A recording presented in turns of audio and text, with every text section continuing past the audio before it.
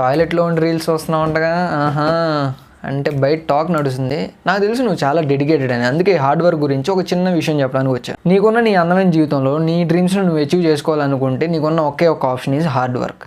వేరే వాళ్ళ కోసం చేసే హార్డ్ వర్క్ గురించి నేను చెప్పట్లేదు, నీ కోసం నువ్వు చేసుకునే హార్డ్ వర్క్ గురించి మాట్లాడుతున్నా. ఏంది భయ హార్డ్ వర్క్ చేస్తే సక్సెస్ వచ్చిద్దని కనుక మీరు నన్ను అడిగితే రావచ్చు రాకపోవచ్చు అని అయితే చెప్తాను. కానీ ఒకటి మాత్రం పక్కాగా చెప్తా, హార్డ్ వర్క్ లేకపోతే కనుక సక్సెస్ ఈక్వేషన్ కంప్లీట్గా జీరో అయిపోయింది.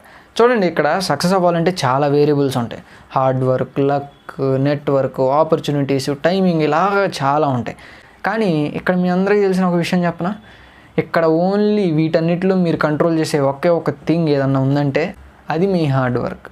ఇక్కడ యుద్ధానికి సిద్ధం అన్నట్టు వర్క్ చేయడం స్టార్ట్ చేస్తే ఆపర్చునిటీస్ అయ్యే వస్తాయి, నెట్వర్క్ దానంతట అదే బిల్డ్ అవుతుంది, అండ్ మీ జీవితాన్ని మార్చేసే ఆ లక్కీ డేని మిస్ అయ్యే ఛాన్సే లేదు అసలు. So do hard work my friends.